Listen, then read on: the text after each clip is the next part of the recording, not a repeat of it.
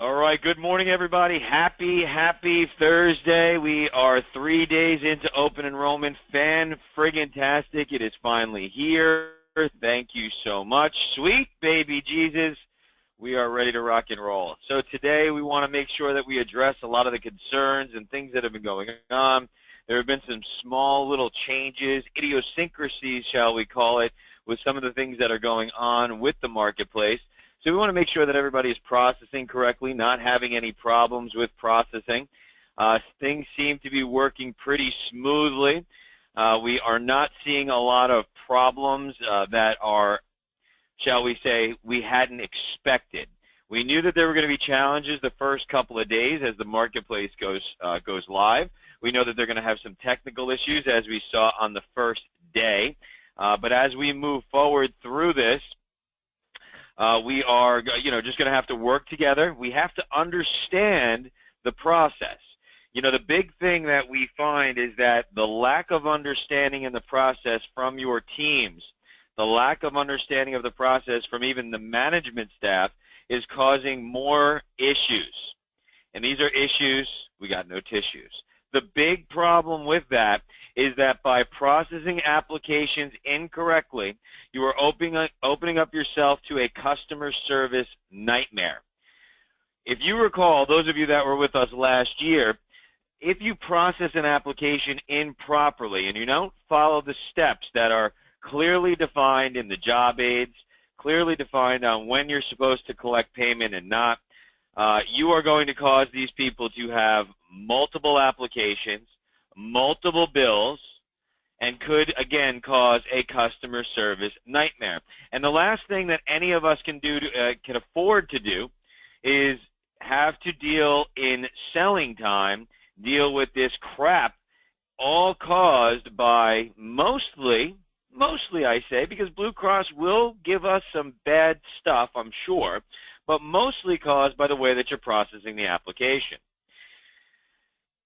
So we've, just to kind of do a little background on this, off-marketplace plans are rocking and rolling. Those are moving pretty seamlessly. And just a reminder, for an off-marketplace renewal, you never, I repeat, never collect payment. Doesn't matter whether they're changing networks.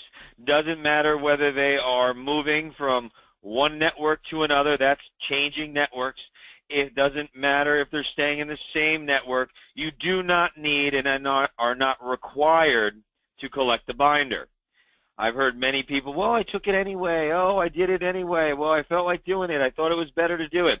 Unfortunately, what's going to happen with those members for off-marketplace renewals is going to be you are going to put them into a situation where they are probably going to end up getting double billed. They will get billed first on the plan that they are on. If there is an outstanding bill or outstanding balance, then you will also see a bill there as well. So all in all, you could be having a headache. As always, all of the things that we talk about and all of the things that we discuss are also located in your sales and training support area. For those of you that are newer or just getting up out of bed because it's open enrollment now, welcome. Welcome to our island. I need the little guy that says, the plane, the open enrollment, yes. Okay, so here we are. We have all of our information that we need here, all of our job aids, all of our enrollment information, billing job aids, most important that you understand those. Of course, those of you in the small group space, it's probably not the right time to talk about that, but that toolkit is right there, so we're going to move on. All of our Medicare information above here, talking points and scripts for open enrollment, templates, all kinds of things like that at your fingertips. As we were saying, we're going to go back to the home screen, and there's this handy-dandy shopping cart here. Let's start with processing an application. As we go here, just a brief review. Those of you that are doing off-marketplace renewals know that that is completed in contract maintenance. Now, they have made some enhancements in contract maintenance, and those enhancements will help you understand that you can add a dependent in those cases. Now, one of the things I want to warn everyone is that you also see this here, changing an existing on-marketplace health plan to an off-marketplace health plan. I don't advise using that feature.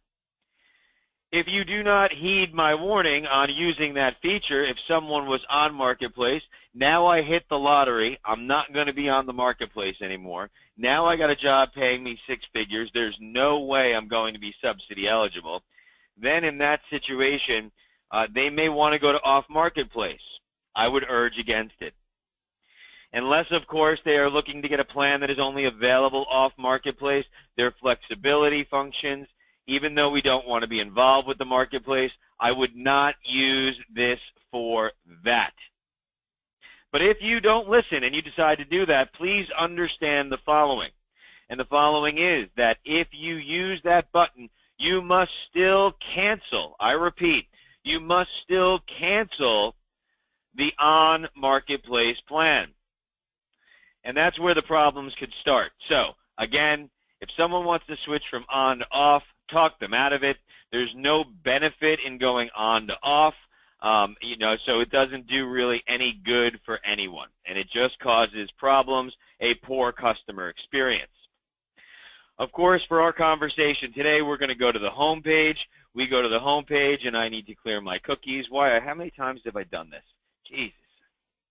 Incognito windows are always a beautiful thing here with the Marketplace.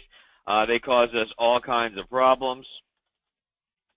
Let's go back in again. I apologize. I thought I was going to have this all fine and dandy. Now, as you can see, I'm not using my normal pathway logging in with my own. Why? Well, because I know that many of you get frustrated and know that there is a, Blue Cross always making a mistake. Well, look at what's happened. I am not able to process Marketplace business right now because they screwed mine up. Well, these things happen. That was my evil laugh. Actually, it wasn't really that evil. Okay, so let's go through this. Let me log in. So just know that you're not on an island by yourself. If you think you're getting frustrated with Florida Blue and these things happen, it's just the way that what we're dealing with. It's Florida Blue. It's okay. At least we're writing business in the entire state. At least we've got great pricing structure throughout the majority of Florida. So again, those of you that are new, or let's just review, we're going to go to our home page. This home page is going to bring us to our new Florida Blue portal. This portal is where we can enter into the Marketplace. So what we're going to do here is I've seen people doing all kinds of things. Let me make a proposal first, and then I'll go to the Marketplace. That is a giant waste of time. Use your third-party tools, assessing what the assisting cost is going to be after subsidy. There are many different tools that are out there to give you an idea of what the cost is going to be or the subsidy amount. If you are creating a proposal in your prospects and then going to the Marketplace, I think you're wasting probably 5 to 7 minutes of time. So you can be using any number of tools in order to get that appropriate pricing ahead of time. Some of those tools are located up here. We have a subsidy calculator. There are things out there like just out there for the taking, like Sherpa and ACA Express, where you can run some pricing and get some ideas. But for all intents and purposes, you don't want to get a customer into here and go to the Marketplace unless, of course, you've already got that pricing. Now, where the confusion is beginning this year is, of course, on the login. I know that sounds really silly, but we have to make sure that we're using the appropriate logins. Remember, those of you that are new, you have to be using the same password and username combination here that you have also on portal.cms.gov. For all of you that have been paying attention for the last 6 months, I apologize for not having, or having to go over some of this remedial information. However, I think it is a valuable use of our time. Sweet baby Jesus. Here we go. We're in. Okay, so now what do? I don't need to search for an application. I want to start a new one. No, you need to search. So the rules now with the Marketplace is we must need to search. And what the advice from leadership that we have been getting is you are first going to search for a 2017 application. And why is this? Because the Marketplace has, what they have done is they've already created the 2017 applications on your members' behalf. Anyone that had an active policy Even if you did an SEP in September, as we checked yesterday, we had some SEPs that we checked on. If you've done that SEP, that 17 application is already created. Those of you that have been on our calls, you've seen me create an application for 2016, and this was only when open enrollment started, so this was actually October, and it was created for Mr. John Doe. Hell of a guy. So what we can do, and I just want to show you that this application was created. We did this together. This was something that you've seen. I've got a recording of this. I know that Gigi has shared that in the Dropbox for many of you to see that full application process from beginning to end. However, for what we need to understand is my customer gets me on the phone. John Doe calls me, hey, Mark, how you doing? I had Humana last year. I had Blue Cross last year. I had Coventry. It doesn't matter. He was on the marketplace in 2016. Additionally, he may not have been on the marketplace, but he may have a marketplace application. Let's say he goes, I've got insurance. I didn't buy it through the marketplace. You should still do your due diligence in looking. Now, yesterday, I want to pause for a second. Take a deep breath. A little yoga. Yesterday, I did this for my team, and then after I did it, I got about 30 calls throughout the day because they were multitasking. They weren't paying attention.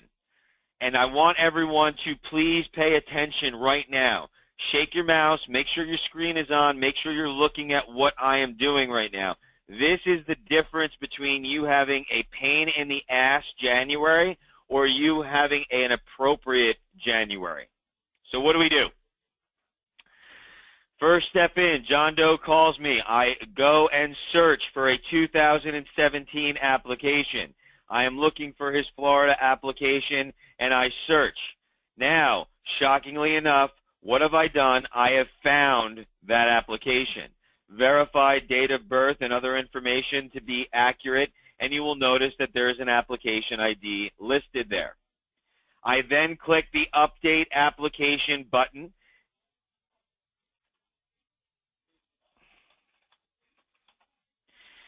Sign and submit. Now I am in the application. Oh my God, I've got a red error. It's okay. Take a deep breath. Again, USA.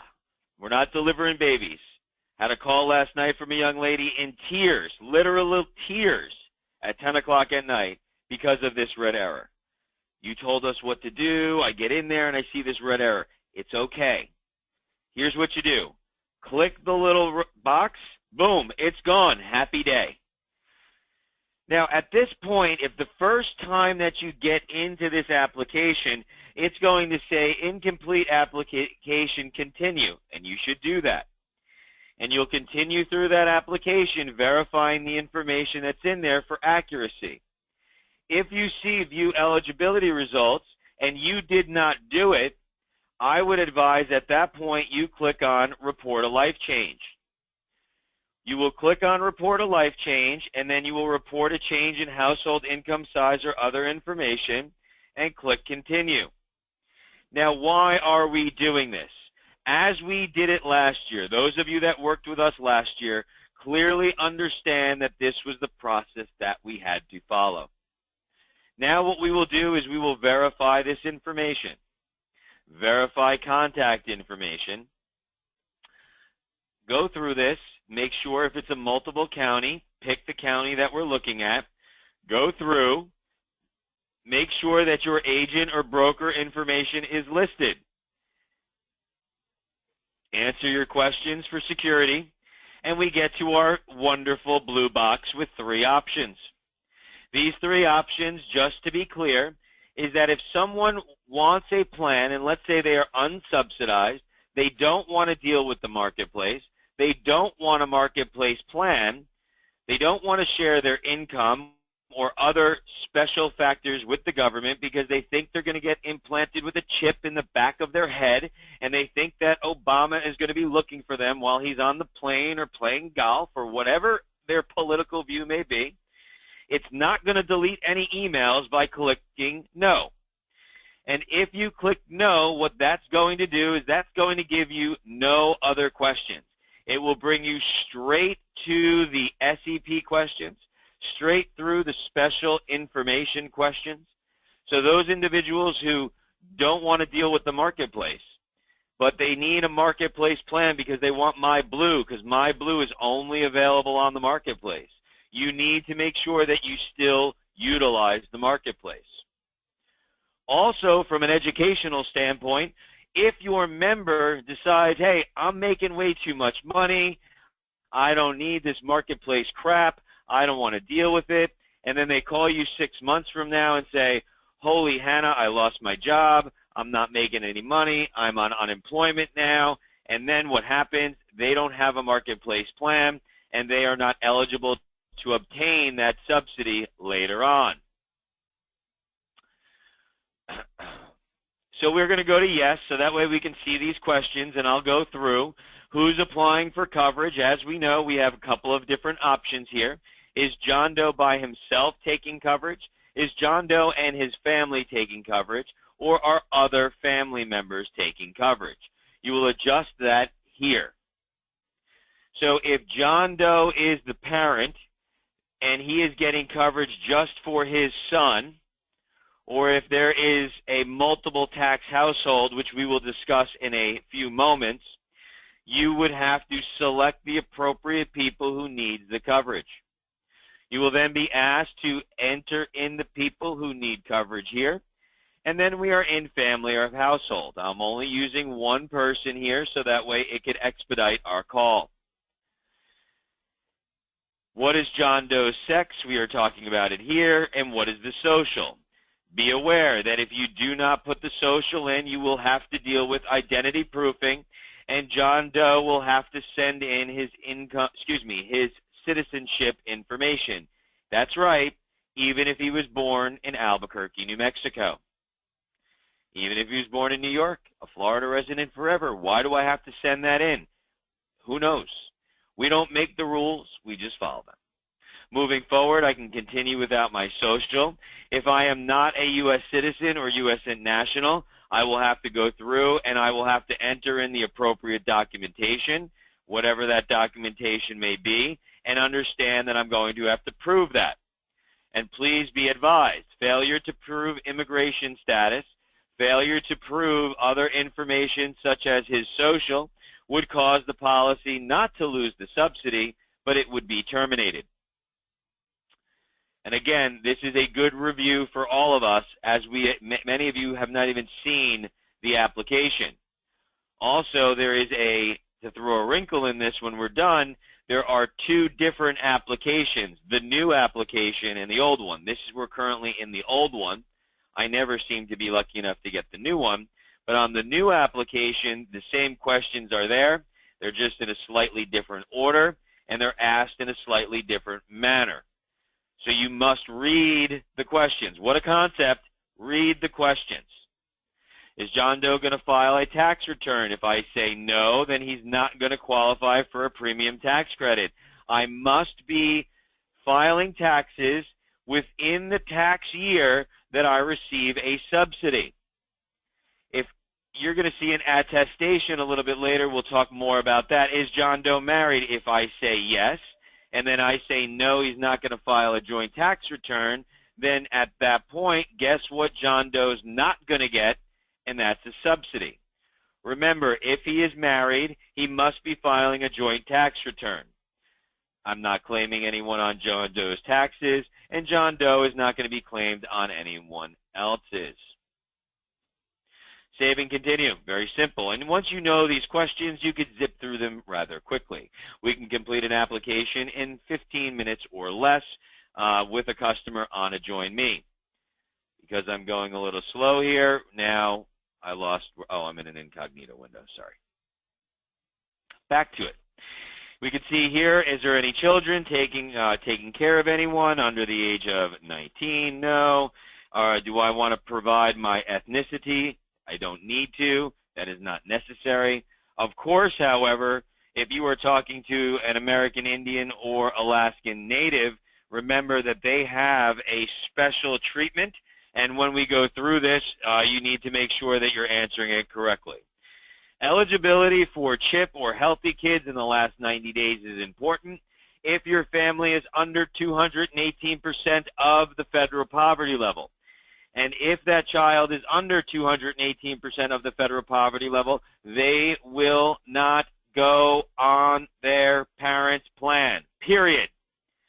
Unless, of course, you say that they were declined by Medicaid or CHIP, and then it will be your due diligence and the responsibility of the client to prove that. Many of you want to say, well, my kids want to be on my plan with me. Well, yeah, you can get around it, but if you get around it and they can't prove it, you're just wasting your time. Again, are any of these people American Indians? If I say John is an American Indian, it will open up a new series of questions that I will have to answer. And that will be, what tribe is he from? That will be where he is located and the state of that tribe. Review the information you entered, save and continue. Now we get to the income information and answer the income as it is asked. Many people are saying, well, it's adjusted gross income, it's this or that. I don't see one question on this application about adjusted gross income. Does anybody else? No. It asks you where you get your income and how much is it. Answer the questions accordingly. Does John Doe have any deductions? No.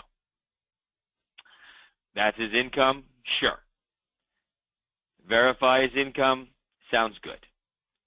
Summary of his income? Perfect. Moving on to additional information. Do we have any coverage? Move on. Remember that if they have other coverage, they may be not qualified for the plan. You should not be waiting to this screen to identify if that person has access to other care, including but not limited to group insurance, TRICARE, Medicaid, Medicare. Moving on. Do we have access to COBRA? Are we going to have access to COBRA? In the past 60 days, did we lose a qualifying coverage? Very important here. If I lost my qualifying coverage, that's an SEP question. Another SEP question. Sweet baby Jesus. Did anybody get married? An SEP question. Now, what's the problem? Going to just make sure that everybody understands. If I answer these SEP questions, the problem that will occur is now I am working on a 2017 app. And by the looks of my calendar, it is only November the 3rd. Therefore, if I access or I end up getting an SEP on this application for 2017, and I bring it back into Blue Cross, and it's got an SEP on the 2017 eligibility, I will receive a red box error, and I will not be able to enroll that member. Many of you are making that mistake. We move on. None of these people. These are optional questions. I don't even have to answer them if I don't want. Did anybody move? Release from incarceration. That should be an easy one. I like to make a joke about that. Well, I guess you're not in jail because, you didn't call me collect. Did I reconcile my premium tax credits from my tax returns in past year? Let's read that slowly. Did I reconcile premium tax credits on tax returns in any past years? So what happens if I didn't have premium tax credit? This question doesn't apply. So if I didn't have a subsidy last year, I didn't have a subsidy the year before, then this question is not talking to that particular person. Review and sign. Now this screen, very important, you print a copy for your records. You can print this to a PDF so that way you have it. So if your customer calls you kicking and screaming, say, hey, I told you that my income was $18,000. I'm filing my taxes. You only told me $12,000. I got to pay some money back. What the hell is wrong with you? Well, hold on. Let me pull up that application. According to this, you told me that your income was this. And then boom, you don't have to deal with it. Save and continue. Answering our jail questions, our tax return questions. I agree, I agree, I agree. I agree with John Doe. and I'm going to sign and then submit application. Now at this point, what happens is we are, oh my goodness, we have got another error message. Ignore it. Scroll down and you will notice that it still says my application was processed. You'll notice that I still have my eligibility result here. Notice that John Doe does have to send in information, but if it, just because it doesn't say anything here, don't take that for gospel. Click on view the application, view the eligibility notice with your member. It is your due diligence to send this to your client. They must have this because on the bottom here, it tells them what they need to do next. I can't believe how many people are not reading this, not saving it, not going over it with their customer. If you fail to comply with governmental requests, guess what happens? You lose your subsidy, or you lose your policy completely. The question coming up, where do you send it? We send it to the customer. The customer needs to then provide you with that information so that way you don't lose their insurance. We then hit the green button, which returns us to the enrollment website. We will be processing here, and you will see now we can choose who are we selecting as the primary. If there was a husband and wife, you can choose which one will be the primary. Now, if I go back here, let me add a bit of advice.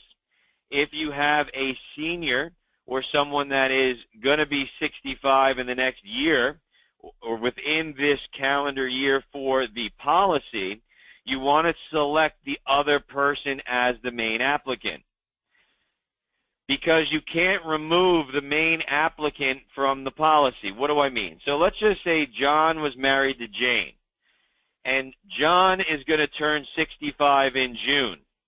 Jane is 51. You would want to make Jane the main applicant instead of John, because that way later on when John turns 65, I could therefore remove him from the policy without having to terminate the eligibility, remove him. It's a much more cumbersome process. And then we go to continue. We select our status of smoking. No one ever smokes anymore, it seems. And then we have a choice of using the amount of subsidy that we would like to use.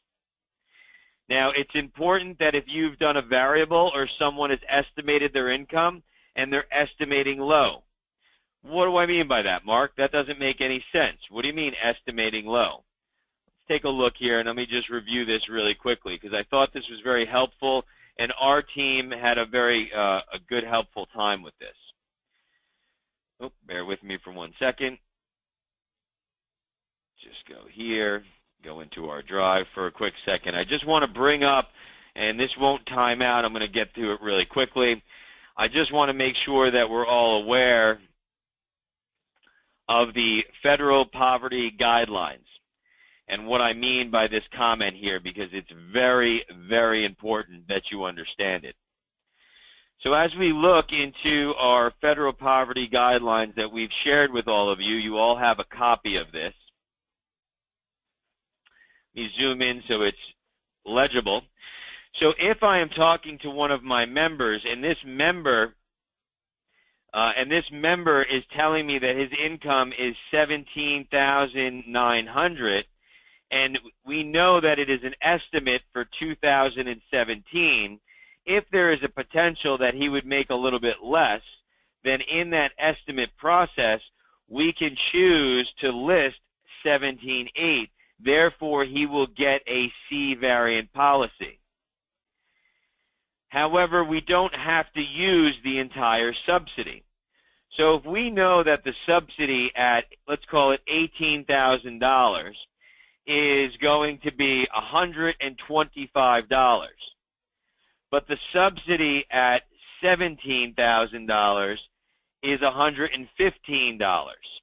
Well, when you get to this screen, we could only and should only use the amount of subsidy that he's actually going to be paying. That way he doesn't have to pay any money back at the end of the year. Okay? Very important that you understand that, because I can adjust this and he knows that he's going to get less subsidy because he's probably going to take a few dollars more. He's probably make a few dollars more. So therefore, if I wanted to say, hey, let's just use $295 based on my estimates, I could do that. Then this gentleman would still get his C variant policy, getting a lower deductible, getting a lower out-of-pocket expense, and at that point, he would still be able to have that, and you will see that represented in the amount of premium. Okay? So pay a couple dollars more in his premium, get a little less subsidy, but when he does his taxes at the end of the year, he won't owe any money. Now when we're on here, we have some features. We can add some filters. We can look for just our silver plans, because if we know he is an A, B, or C variant, we only want to be looking at silver plans. If you want to see all of them, then you could see all of them. If you want to sort them by deductible, if you want to sort them by out-of-pocket expenses, or meta levels, or even monthly premium, all options for you by clicking here above. Once we find the plan, if this person was a C variant, as we had recognized because we were looking at our chart before we even got into this, then at that point we understand we can simply and only want to focus on silver plans. Of course, if John Doe tells me that he just can't afford to have $41 a month, after I tell him that even $41 a month is a small price to pay because he has a zero deductible, I enhance the benefits. I can speak to him about the benefits.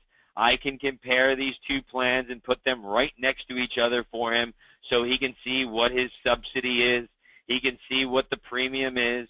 We can see all of the plan details. Scrolling down, we can see what we're looking at, and then if we want, we can update the proposal. At this point, if we decide we don't like these plans, how do I change them? I click on the Actions button, I go back to Add Plans, and then I'm back to the same screen I was at before. If I decide that I want one of these particular plans again, I update my proposal, I select the plan that I want, and then I apply now. Now I get into the application, verifying some information, starting the English application. We are right into it, going through what we're going to need, verifying the information here, of course, posted over from the other areas. Some other places where we've seen some problems is people are typing in N-O-N-E at AOL, or, well, it's got to match ABIFG.com, and then they're hitting a space afterwards, and then it doesn't work because it's recognizing the space as a character. I prefer electronic communications, and please, for the love of sweet baby Jesus, make sure that you are hitting text me about my plan and other information. Why is that so freaking important? Because in the way that you are going through this, if you don't select Get Text Messages, we will not be texting. The carrier is going to be texting because some agency told them it'd be a good idea to text the clients their contract number with the billing link. So that way, if they don't make payment at time of application, they're going to send them a notice. And that notice is going to say, hey, how you doing? Your Blue Cross premium is due. Here's your contract number. Thank you for the business. Click here to pay your premium. Great concept. Love the idea. Click continue. Now the numbers don't match. Why don't the numbers match? I have no idea. They look like they match to me.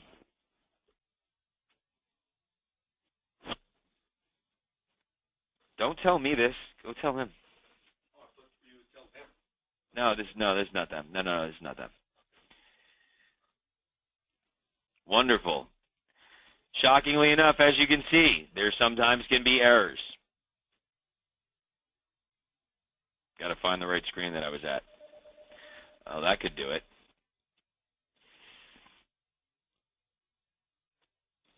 So what just happened?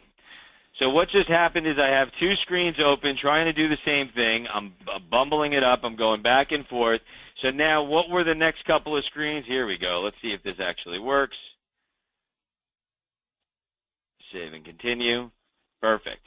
So it's going to list my effective date of coverage. This is where some of you are getting another red box error because you did not read the eligibility. And then what's going to happen is you've got a red box here because you've got an SEP on the application and you're trying to complete a 2017 plan. Continue on to the next screen. How did we enroll this member? Online is when they're sitting next to you. They are touching the screen with you. Web conferencing would be as if I'm doing a join me and I enter in the code and then I continue. Now I have a chance on the top right-hand side to verify the application information. Clicking on here, I get a nice copy of it. I can add any remarks. I agree. I then continue on. We do our acknowledgments here, and you should read this to your member. They should at least understand if they get too much subsidy, they're going to take it back on their taxes. If they don't get enough, they're going to give it back again going through. John Doe needs to sign this, and it needs to match exactly as it's written here. If it's not capitalized, if it's not done correctly, it's not going to work.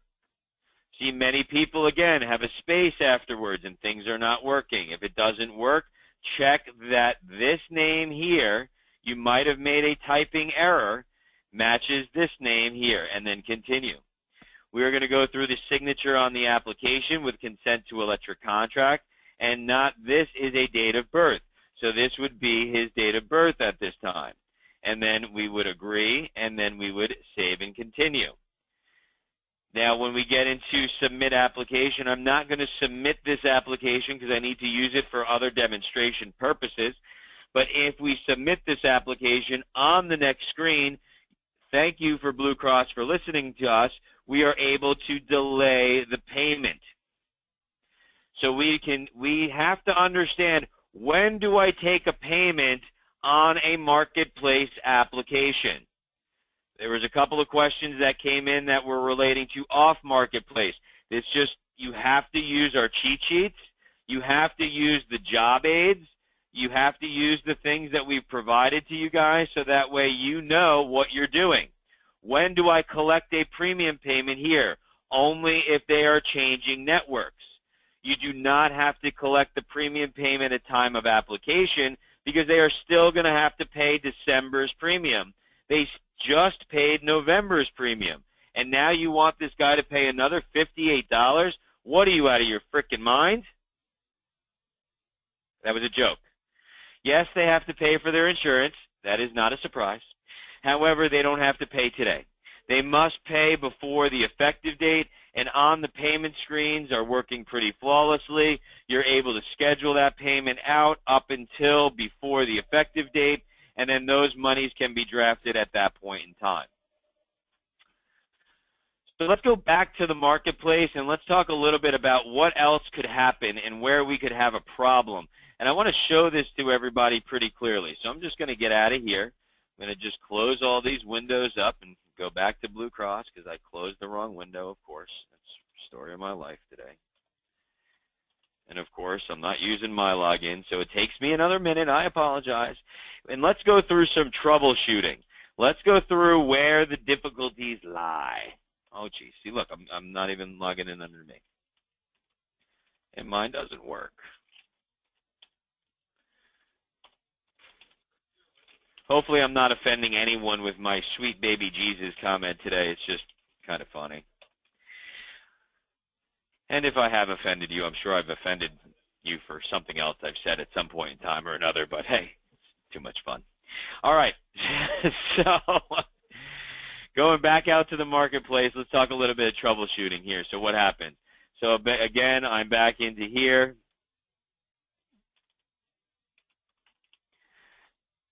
I'm going to do my I am not a robot again.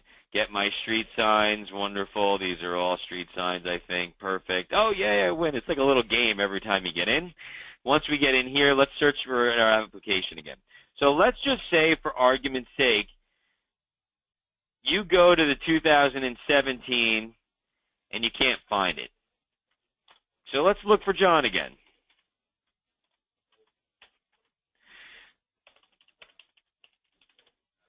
Now, if any of you picked up, if you're paying really close attention, you know what I did.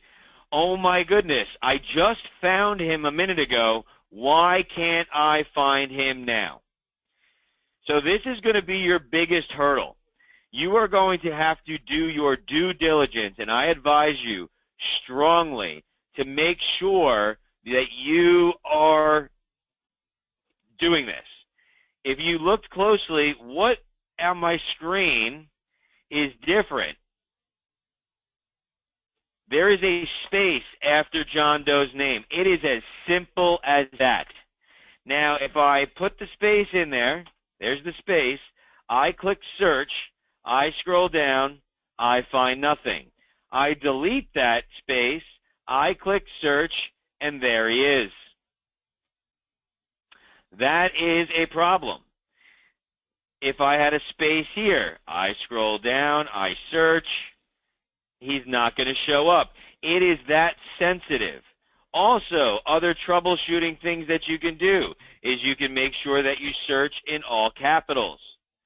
Where there's a problem is if you are Jose Pablo Rivera Sanchez. If you're dealing with some of our Latino community that have surnames that are in there, you don't know necessarily where that name is. You don't know how the other person filled that out. So therefore, you must go through and try. You are going to have to look. What are the problems with not finding a 2017 application? Well, by not finding a 2017 application is where you could end up negatively impacting your customer if the application is already created. And that could mean their 2016 application that we're going to look for right now could transition, be auto-assigned, could be re-enrolled improperly.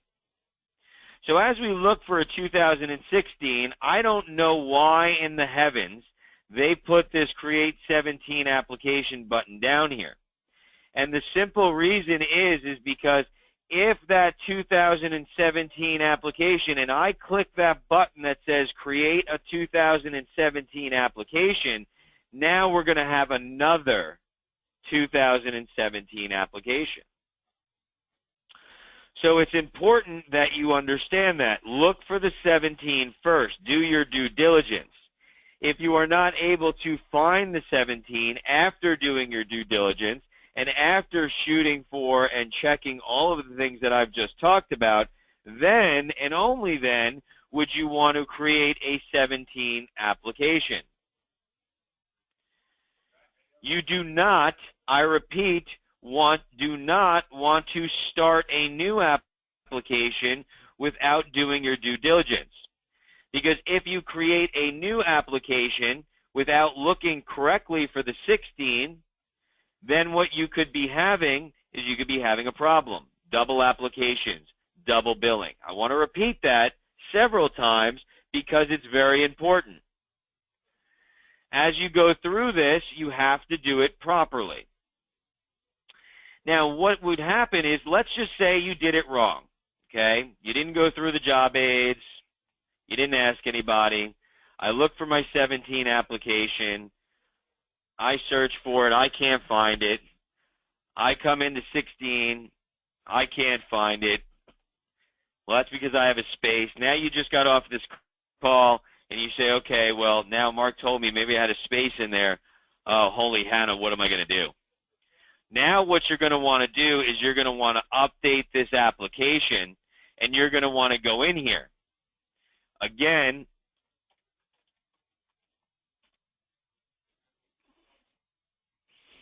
now that we're in the application here, this is the 16 application, if you mind. You will see that this person is enrolled. But what you can do if you've already made a mistake is stop the coverage for 2017. What this will do is it will terminate this 16 policy from auto-migrating or auto-re-enrollment for that purpose. you will have to attest to this and stop coverage. That should only be done with your member on the phone and them understanding how you may have made a mistake, an error in processing. It's not the end of the world to admit you made a mistake. It is the marketplace. You're doing a lot better than most people are.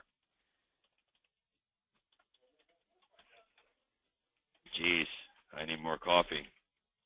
So it's important that you follow these pathways, because failure to follow these pathways, again, just a quick review. Look for the 17. If you find the 17 application, you're going to work off of that application, and you are going to update that application. Report a life event, review the application with the member, get your eligibility, return to Florida Blue, and complete your enrollment. If you cannot find the 17 and you feel as if you've done your due diligence, then look for 16. Use the same search criteria, or again, change it. You can also do yourself a favor. It's a Florida Blue member. Look for a temporary ID card. Look for the other areas that are important. Again, do your due diligence. Now, why is it that before it was pulling it up so quick? Well, now it's 20 after 9. People are finally waking up, and now it's going to start to slow down. There we go. And then in this situation, we do not update this application. If we update the 16 application, you will be creating an SCP.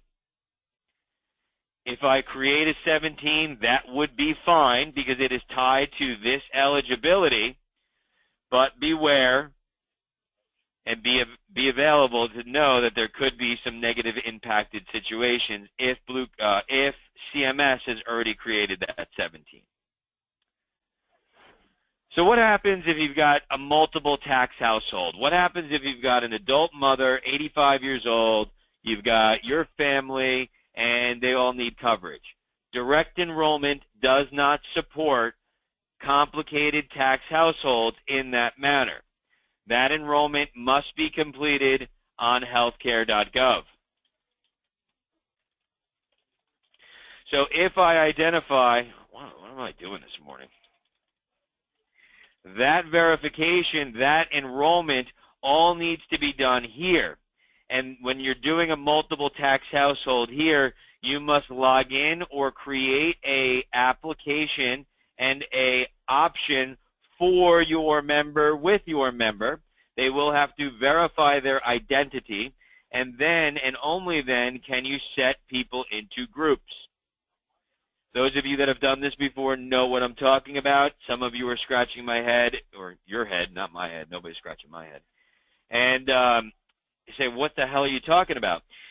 If you have a situation where someone has multiple family members that are adults, if I'm taking care of a 30-year-old brother, if he's not dependent on my taxes, then and only then, and we both need coverage. That's the only time is when we both need coverage and we're both adults. We're not a domestic partner, not my spouse. If it's my brother, my mother, a collateral dependent, a different type of dependent that we need to separate into groups, then that is only supported by doing that here on healthcare.gov. Furthermore, what you must understand is that this process is not your username and password. It's theirs. And if they don't have one, you need to make one with them so they understand how this works. So that really covers the hurdles that we've been facing. I've got a bunch of questions that have come in here. I'm going to try and go through and answer some of those. First, let's talk about Bill's question. When we started on marketplace renewals, we saw they had already been renewed and showing a 1/1/17 renewal on Access Blue. What's up? Nothing's up. That's a passive renewal processing. That is a Blue Cross getting ahead of the game, and it doesn't matter because you're going to re-enroll them anyway in order to get paid. You must complete an active renewal in order for compensation to be paid. And active renewals for both on and off marketplace must be completed through IST. If someone comes into your office, you have a book of business that's with a different carrier, you're new to Blue with us, thank you for joining. It's going to be one hell of a ride. And when you get that person that says, I've got Blue Cross now, you are able to renew that member. You must, I repeat, must do that through IST. Otherwise, you will not be compensated. I took a binder yesterday on Marketplace. What should I do? I don't understand how we're not following the pathways in the job aids and the cheat sheets. If you took a binder yesterday, nothing. Just you deal with it. It's done now. Damage is done. If they were changing their network, you needed a binder anyway. If they're willing to take that binder, Lonnie, and when you're doing that processing, they're on the screen with you. They know they're collecting the binder, so they know they're getting charged. If you schedule that binder to hit a later time in the month, it doesn't hurt so much.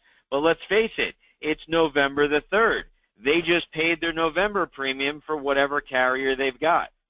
And do not advise them. Let me make sure that this is really clear. Crystal walks into my office. She calls me on the phone. Well, I've got Humana now. Okay, well, I just got to stop paying my premiums. Not a good idea. Because if she stops paying her premiums and her application ends up getting terminated back to Humana in January, because that would be her 90-day grace period expiration, then what's going to happen to your Blue Cross policy? That, too, will be terminated because the eligibility that is no longer active, that you worked off of, that you built that plan off of, but doing that new policy will also be terminated. So trust me, I thought about it. I thought it'd be nice. Great, you get a couple months worth of not paying your premiums. Not a good idea. Don't do it.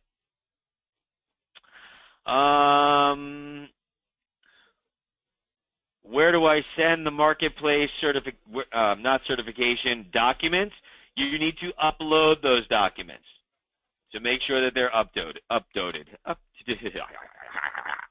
When I print the application for the Marketplace site, it does not come out clear like it used to. You have to print the app from the Marketplace. Most saw the symbols. That is because you are creating a PDF off a PDF, which will not work. So you have to either get a new PDF creator that you're printing to. You can print to a PDF, and that will work just fine.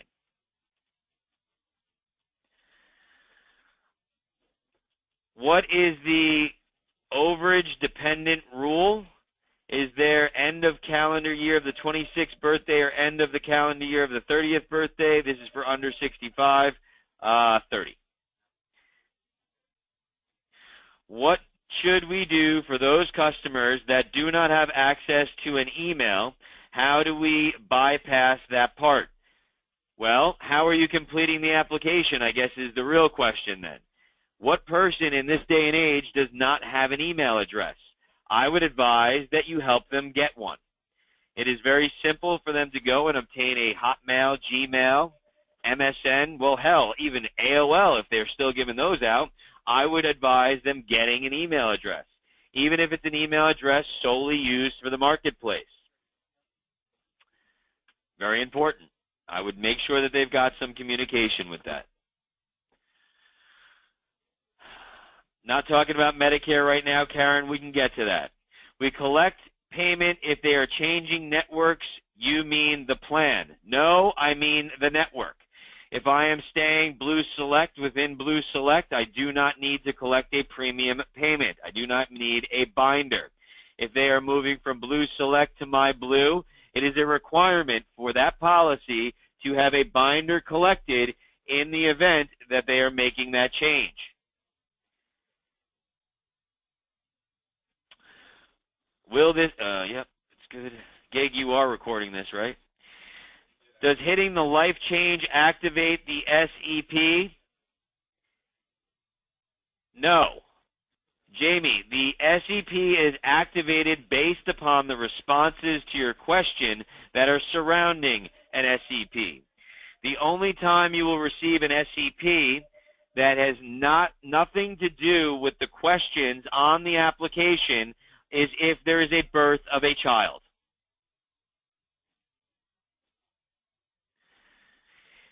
You added a space after the last name, exactly. You picked up on that, very good. How do we delay the payment? There is an option for delaying the payment. You simply choose the date you want the payment draft. Mark, what should we do if there's 2 applications for 2017? Pick one. Really not going to have much choice on that, Martin. Going to be difficult. There should be two 2016 applications as well. I'm waiting for some additional guidance on that. Right now, what I would do is if there were 2 2017 applications, look at both of them for accuracy and see exactly which one you may want to work off of. Well, you can also, if there is a major problem and that's not working, go back and look for the 16 application. When you look for that 16 application, make sure that you are working off the one that you did or the one that has the active plan. So just really quickly, that's a really good question that he's asking. I hope everybody understands his question. Great question. You get a bonus star for today. Start giving away gift cards for good questions. No. All right, hold on. Now what are we doing this time? Street signs, yay! I'm so excited when I see these. I can't even, oh geez, I messed it up. Not a robot. Yay, I'm not a robot. So what Martin's asking for is if I went into, again, John Doe, and I'm looking for him for 17, what happens here? So what could happen is that means that this person should have 2 applications for 16. So if there were 2 here, what I would do right now, until we can give you some additional guidance, is look for our 16 for him, find the 16 eligibility that is the active one, because there's probably 2 in here. One, because that person may have created 2 at some point in time, and then there's 2 17s that carried over. Find the one that you worked off of, and then create an application off of that. I would take one extra step if I were you. After you complete that 17 application, go back into that eligibility and just make sure that it's the right one. And we'll give you some additional guidance on that, Martin, as soon as we get it. I posed that question the other day as what to do. And I think that as long as we're checking, making sure that all of this information and everything is carried over correctly, that's all you can do is try and do your due diligence. I had a problem every time that could be personally from 2015. Oh, I'm sorry. Social Security improperly transposed, put in a male, not a female. I have 2 applications. I had nothing to do with any of it. Okay, so that doesn't really ask, you're not really asking a question, Luann, it's just you're having problems. So fix them. It doesn't really matter. I mean, the problems are there whether you did it or not. They're the problems you've got to deal with now. You got compensated for the client. They're your client. You just got to fix them. They could have called the marketplace and made a change in mid-year. We spoke with someone yesterday who called. Listen to this one. This is a good one. Her husband passed away. Instead of removing him from the application, they just removed his income. They did this on the marketplace. So now she's a household of 2 with the wrong income. What we had to do for her, so she's got a husband on the plan that's not supposed to be there. When we looked for her 17 application was there. But the 17 application had her husband on it, and we were unable to remove it. So here's how we fixed it. Please pay attention. We went into the 16 application. We terminated the 16 application coverage ending 12/31. In order, because we were changing the household so significantly, we were unable to remove the dependent on the plan because he was already off that. He wasn't on the plan. He was just a member of the household. Once we went into the application in 16, we terminated the coverage ending 12/31. Then we went to 2017, and we started a brand new one. So therefore, we know that her policy is terminated. We know now that she's in the right policy.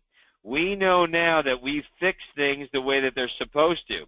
If a customer calls the marketplace, or even another agent for that matter, and that other agent screws it up, well, if we're the AOR, because the AOR is not changing, then we have to deal with it, and that's why they should call you and you don't have these problems. But you do need to know how to fix them.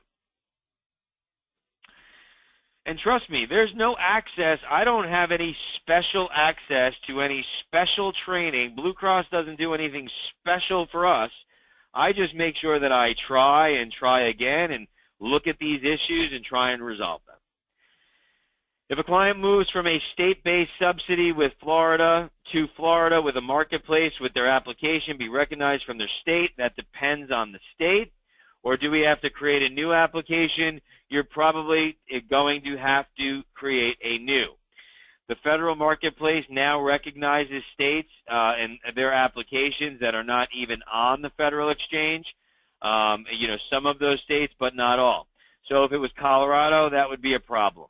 If it was Tennessee, oh, they're listed in here. So it just depends on the state. You're going to have to look for it. If you don't find it, start new. But advise them to contact their old state exchange, contact their old carrier, and terminate that other plan.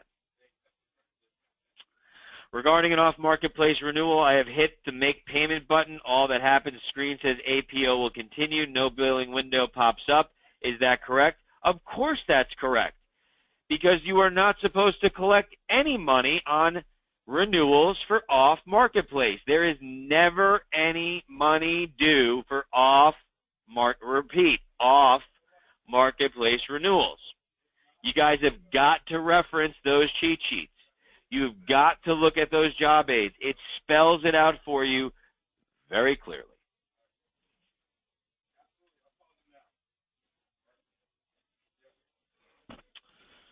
All right.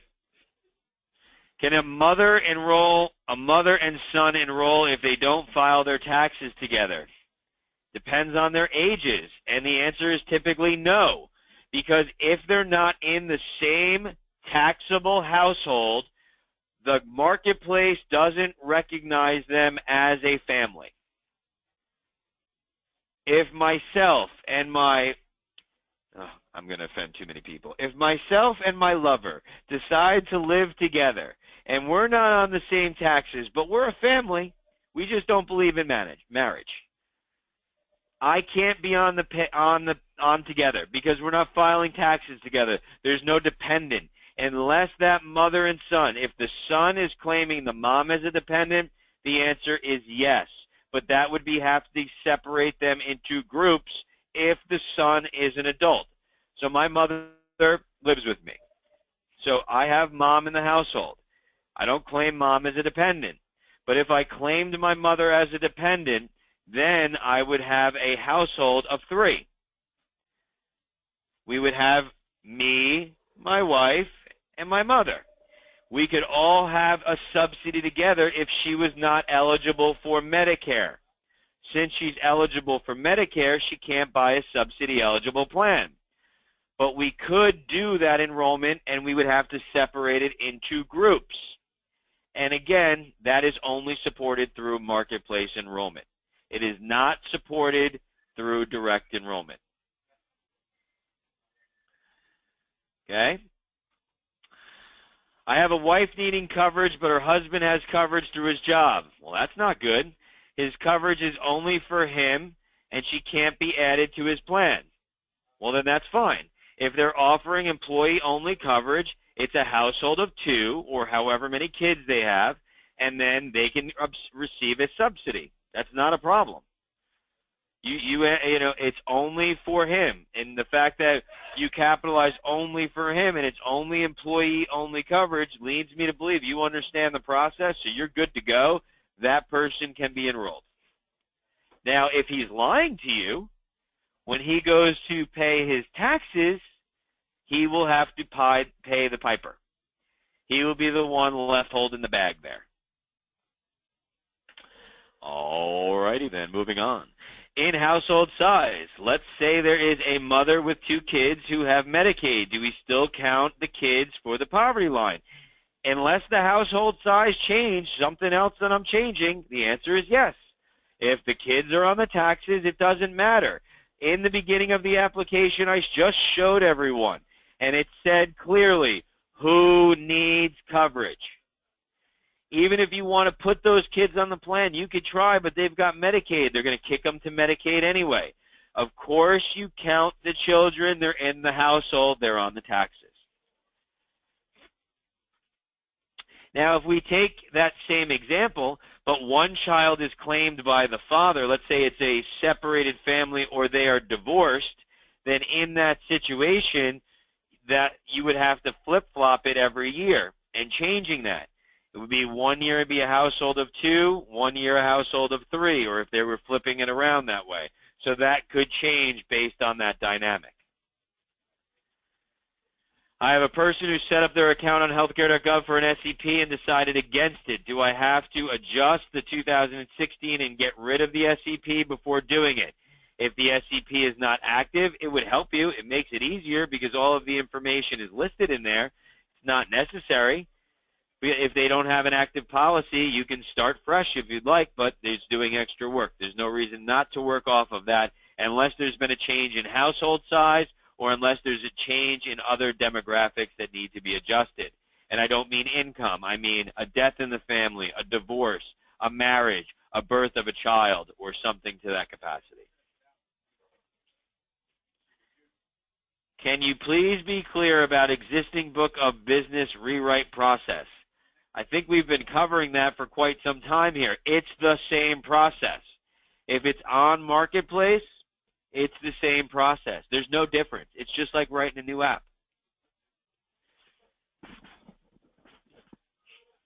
Pardon me. For Florida Blue renewals, we need to recalculate their subsidy. Of course you do. The subsidy change every year. You always want to make sure that their income is right. You always want to hit report a life event, and you always want to check all of that information. How can you tell which one is active? I struggled with my own application. We're going to have to take that on offline. I don't really understand. How can I tell which one is active? You can go and look at the 16 application, and it will show you which one is active once you get into the Marketplace.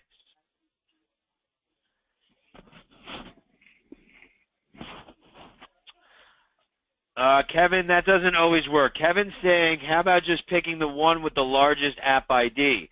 That doesn't always work because they could have called the Marketplace and they could have created a new app ID that was never effectuated. So although I would love to go through that process, it's just not always accurate. So you got to be careful with that.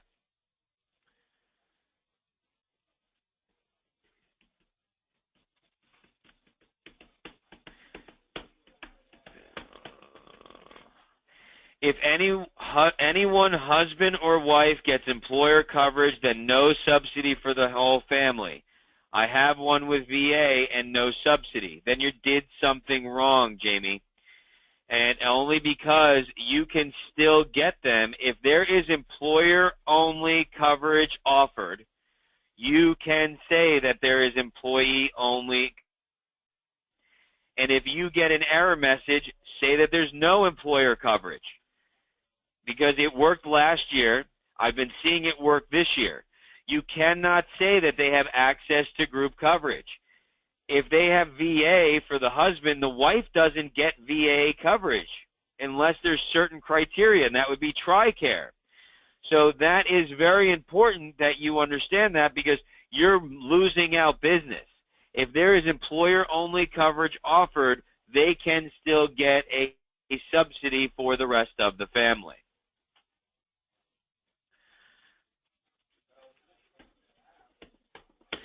I think I'm confused about an unmarried couple with a child. First, do they do an app together? Second, if it can be done on the Marketplace.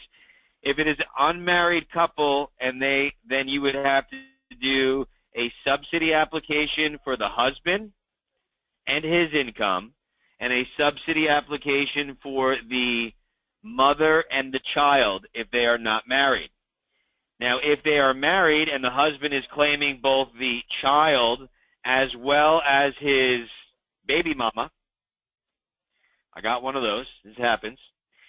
And if that's the case, if you're claiming baby mama and child, then you guys could all be on the app together. Put her as a domestic partner, or put her as a baby mama is not an option, a dependent. So he would have two dependents if they need the income to be listed that way. It will ask you a series of questions about collateral dependence. It will ask you a series of questions about the relationship between baby mama and baby and papa and all of that good stuff. Same thing goes with step-parents. As long as they're all in the taxes together, it will work. And that does not need to be separated into groups, because that is somewhat traditional these days as far as the family makeup goes. All right. Call has gone way over time today, but I think we've covered a lot of areas that are very important. I don't want to keep everybody from their busy workday. You could have already written 2 apps already, so I apologize, but I think that this was a valuable use of time for many of you. I don't see your question. What is your question, Frayden? I don't see a question from you. You want to type it in again, because I don't see.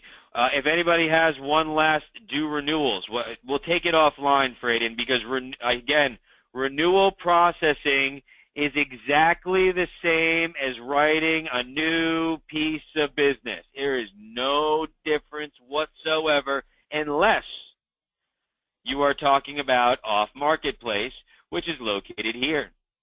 And do you recalculate the subsidy? I did answer that, and the answer was yes. You are going to go in and you're going to report a life event. You're going to make sure that your AOR is listed in there. You're going to make sure that the income is right. You're going to make sure that something else is not incorrect. Maybe you learned something throughout the year to maximize the subsidy of your individual. Maybe they called at some point in time during the year and some marketplace bozo screwed it up.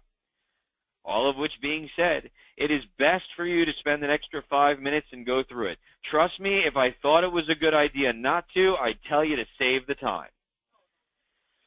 That being said, with no other questions, we all got stuff to do. Hope everybody has a great day today. Anybody has any questions, let us know. Hopefully you guys are rocking and rolling. Should have a few hundred apps at this point by now, each of you. You know, typical agents are getting through, a traditional agent who's not very busy, 5 to 7 apps a day. Heavy hitters, 30 to 40 a day. Yes, I did say 30 to 40. So if you are not hitting your goals and you're not going through it because you need practice, practice makes perfect. Sunday's a good day if you're not meeting anybody. All right, doesn't look like there's any other questions. I hope everybody has a fan-friggin-tastic day. Talk to you later.